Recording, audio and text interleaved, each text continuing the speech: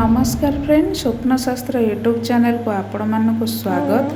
Friends, आज आसतु जानिबा astro trips उपरे आधारित एक विषय वस्तु उपरे जहाँ को आम लॉ ऑफ अट्रैक्शन बोली मध्य कहि परिबा। फ्रेंड्स, आपण मानकर केबे भोर 3टा रु 4टा भितरे निद भांगुछि कि?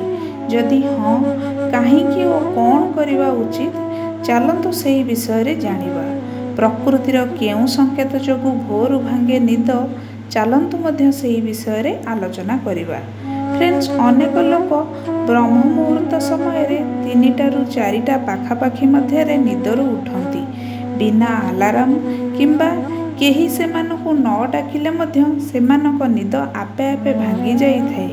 जदि आपणक सह एहीपरि किछि घटुछि, तेणु भयभीत हेबार कौनसी आवश्यक नाही, बरं आपण खुशी हेबा उचित। कारण ज्योतिष शास्त्र रे एहाकु बहुत शुभ मुहूर्त बोली विवेचना करा जाइछि। ज्योतिष शास्त्र रे वर्णना करा जाइछि जे ज्योतिष शास्त्र रे मतामत अनुଯାयी प्रकृति रे सकाळ 3टा रु 4टा पर्यंत समय अत्यंत गुरुत्वपूर्ण। एहाकु ब्रह्म मुहूर्तर सबुठारु गुरुत्वपूर्ण समय बोली मानि निया जाए। एही समय रे एपरि किछि शक्ति अछि जहाँ आपणक सह संयोग करबाकू चेष्टा करे।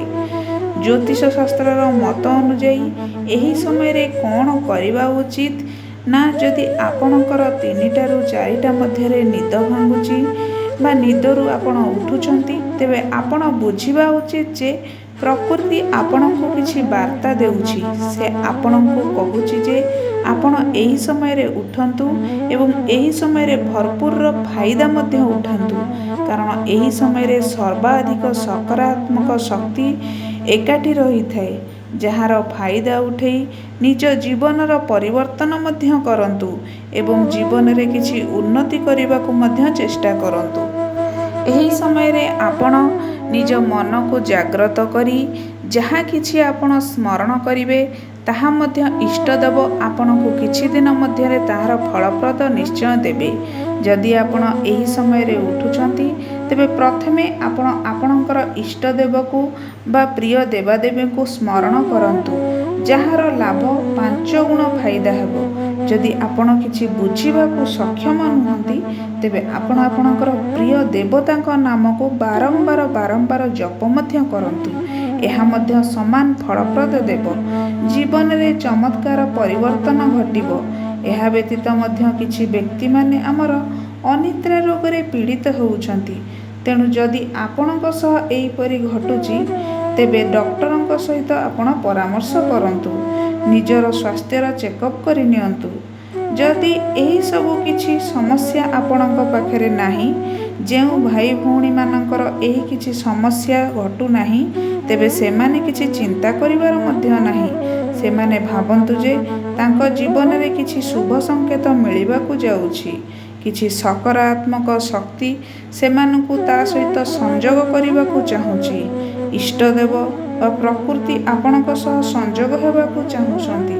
जदि आपण एही समय को भल भाबरे व्यवहार करिवे, तेबे निज जीवन रे एक परिवर्तन देखि परिबे। किछि दिन मध्यरे समाजर निजर नाम सम्मान प्रगति प्रतिष्ठित होई परिबे।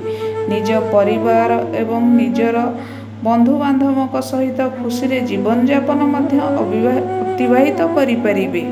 एही समय रे जहाँ किछि स्मरण करिवे, ताहा मध्य किछि दिन परे आपणकर निश्चय पूर्ण हेबो।